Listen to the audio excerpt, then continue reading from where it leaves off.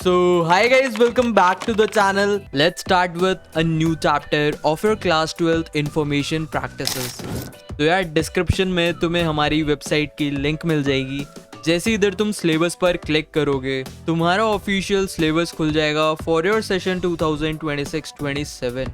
नीचे स्क्रॉल करना. आज की वीडियो में हम तुम्हारे unit 1 that is data handling using pandas 1. So last video में हमने पांडास का data structure that is series and data frames काफ़ी अच्छे से कवर कर लिया था.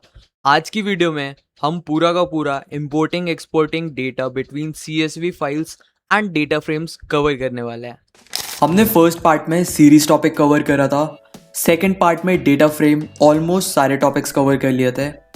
ये तुम्हारा थर्ड पार्ट है जिसके अंदर डेटा फ्रेम्स के बचे हुए टॉपिक और एक और टॉपिक है तुम्हारा that is importing and exporting of CSV files. आओ ये सारे टॉपिक्स कवर करते हैं. सो एट्रीब्यूट्स ऑफ डेटा फ्रेम्स. सबसे पहले मैं एज यूजुअल कोड कर देता हूँ, उसके बाद तुम्हें सारे एट्रीब्यूट्स एक ही बारी में बता दूंगा.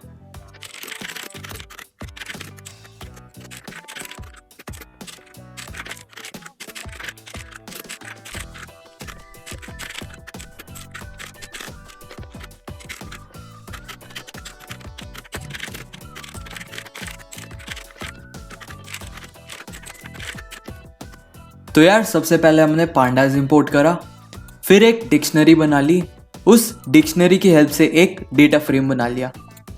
अब डिक्शनरी से डेटा फ्रेम कैसे बनता है ये मैंने लास्ट वीडियो में बताया था, तो जाके पहले वो देख लो.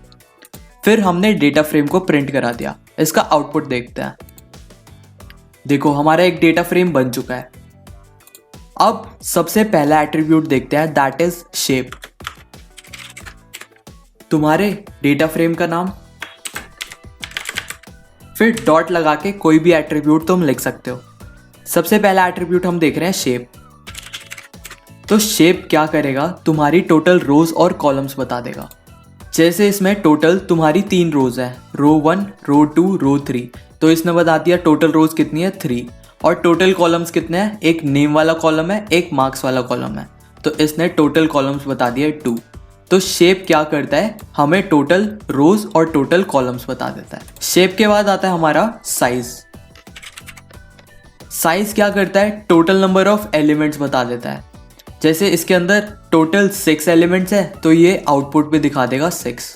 देखो इसने आउटपुट दिखा दिया 6. उसके बाद एक एट्रीब्यूट होता है तुम्हारा कॉलम्स. तो कॉलम्स क्या करता है, लिस्ट के फॉर्म में तुम्हें जितने भी कॉलम्स होते हैं तुम्हारे वो शो कर देता है. जैसे नेम और मार्क्स इधर से इधर आ गए, तो इसने बता दिया तुम्हारे डेटा फ्रेम के अंदर कॉलम्स कौन कौन से हैं, नेम और मार्क्स. कॉलम्स के बाद होता है हमारा इंडेक्स. इंडेक्स तुम्हें रेंज की फॉर्म में इंडेक्स दे देता है. देखो इसने बता दिया स्टार्ट कहाँ से हो रहा है 0, स्टॉप कहाँ हो रहा है एंड +1, मतलब 2+1. क्योंकि एंड हमारा 2 पे हो रहा था तो इसने स्टॉप बता दिया 3. और इसने एक और पैरामीटर दिया है that is step equals to 1. इसका मतलब हम एक एक स्टेप ले रहे हैं. 0 के बाद 1 गए, 1 के बाद 2 गए. तो ऐसे हमारा रेंज की फॉर्म में इंडेक्स शो हो जाएगा with the help of index attribute. Index के बाद होता है डी टाइप्स. ये तुम्हें डेटा टाइप बता देगा तुम्हारे कॉलम्स का. तो जैसे नेम डेटा टाइप एक स्ट्रिंग है तो इसने बता दिया ऑब्जेक्ट है. मार्क्स क्योंकि इंटीजर है इसने बता दिया डेटा टाइप क्या है, इंट. उसके बाद तुम्हारा एक एट्रीब्यूट होता है तो वैल्यूज तुम्हें डिस्प्ले कराएगा तुम्हारी एक कॉलम दूसरे कॉलम से किस वैल्यू से रिलेटेड है. जैसे आयुष की मार्क्स 69 है इधर, अदिति के 100 और विमान के 25. वैल्यूज के बाद आता है हमारा एक और एट्रीब्यूट दैट इज, ये तुम्हें डायमेंशन बताएगा.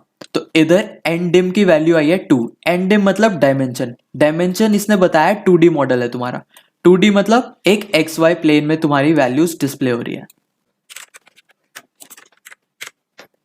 तो यार हेड एट्रीब्यूट क्या करता है, इसके अंदर जितने भी तुम नंबर दोगे उतनी रोज दिखा देगा. इसमें हमने इनपुट दिया है 2 तो इसने ऊपर की 2 वैल्यूज दिखा दी. ऐसी अगर तुम इसके अंदर एट्रीब्यूट दोगे 1 तो ये सिंगल रो दिखा देगा सबसे टॉप वाली. ऐसे ही तुम नीचे से भी कर सकते हो दैट इज टेल. टेल में 1 लिखोगे तो सबसे नीचे वाली रो दिखा देगा तुम्हें. जैसे सबसे नीचे वाली रो जिसने दिखा दी, इसमें 2 डालोगे तो नीचे की 2 रोज दिखा देगा. तो यार ये तो थे तुम्हारे attributes of data frames. So next topic we have is data frame into CSV and vice versa. तो यार एक हमारी होती है CSV फाइल जिसमें डेटा बस कॉमा के थ्रू सेपरेट होता है। जैसे इधर हमने लिख दिया roll number, name, eco, maths, फिर 1 अर्नब 1857। कुछ भी इसमें हमने सेपरेशन नहीं करी, बस रॉ डेटा को कॉमा के साथ लिख दिया। इस टाइप की फाइल को हम बोलते हैं CSV file, that is comma separated value.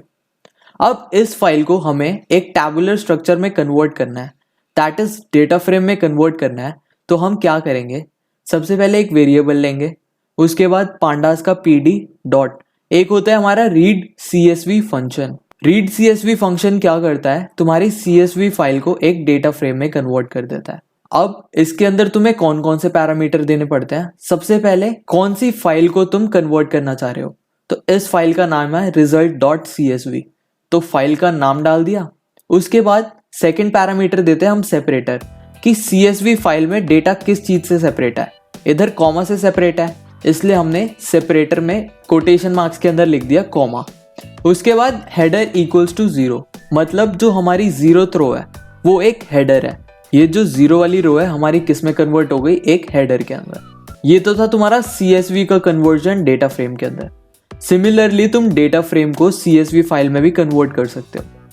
उसका सिंटेक्स होता है, सबसे पहले जो भी तुमने डेटा फ्रेम बना रखा है, जैसे इधर हमने मार्क्स बनाया था, डेटा फ्रेम का नाम लिख दो, फिर डॉट लगा के टू CSV फंक्शन, ये कन्वर्ट करेगा तुम्हारे डेटा फ्रेम को एक CSV फाइल के अंदर। इसके अंदर भी तुम्हें किधर स्टोर कराना है अपना डेटा फ्रेम, तो हमें इस फाइल के अंदर स्टोर कराना है। हमने फाइल का नाम लिख दिया या फिर लोकेशन लिख दी, फिर कॉमा डाल के तुम्हें कैसे सेपरेट कराना है, कॉमा के थ्रू हमें सेपरेट कराना है तो सेपरेटर लिख दिया। उसके बाद इंडेक्स इक्वल्स टू फॉल्स, मतलब कि ये जो इंडेक्स है, ये वाली हमारी जो कॉलम है, इसे हमें नहीं दिखाना, इसलिए हमने लिख दिया इंडेक्स इक्वल्स टू फॉल्स। जैसे इस कोड को रन करेंगे तुम्हारा डेटा फ्रेम किस में कन्वर्ट हो जाएगा, CSV फाइल में। तो यार इस चैप्टर का last topic, that is pandas series में और numpy एरेज में क्या डिफरेंस होता है। तो यार पांडास सीरीज में हम खुद के इंडेक्स यूज कर सकते हैं, बट जो एरेज होते हैं, numpy के एरेज, हमेशा 0 से इंडेक्सिंग स्टार्ट होती है, उसके इंडेक्स हम चेंज नहीं कर सकते। पांडास के अंदर जो इंडेक्सिंग होती है वो असेंडिंग, डिसेंडिंग, कुछ भी नाम, नंबर, कुछ भी हो सकता है। बट जो numpy एरेज होता है उसके अंदर हमेशा न्यूमेरिकल वैल्यू होती है जो कि 0 से स्टार्ट होती है। थर्ड डिफरेंस है कि अगर सीरीज में डेटा अलाइन ना हो तो उसमें एरर आ जाते हैं, जैसे NaN या फिर missing value. But numpy arrays में ऐसा कोई कंसेप्ट एग्जिस्ट करता ही नहीं है, क्योंकि ये एक सिंगल 1D एरे होता है। पांडास का सीरीज जो होता है वो ज़्यादा मेमोरी लेता है, बट numpy का जो एरेज होता है वो बहुत लेस मेमोरी में भी वर्क कर जाता है। तो ये तुम्हारे चैप्टर का लास्ट टॉपिक था। तो यार इसी के साथ इस चैप्टर को एंड करते हैं। हमने बेसिक टू एडवांस काफ़ी अच्छे से ये चैप्टर कवर कर लिया है। अब जाकर अपनी बुक्स खोलना, जितने भी एग्जाम्पल्स हैं वो अच्छे से कर लेना। So thank you, see you in the next video.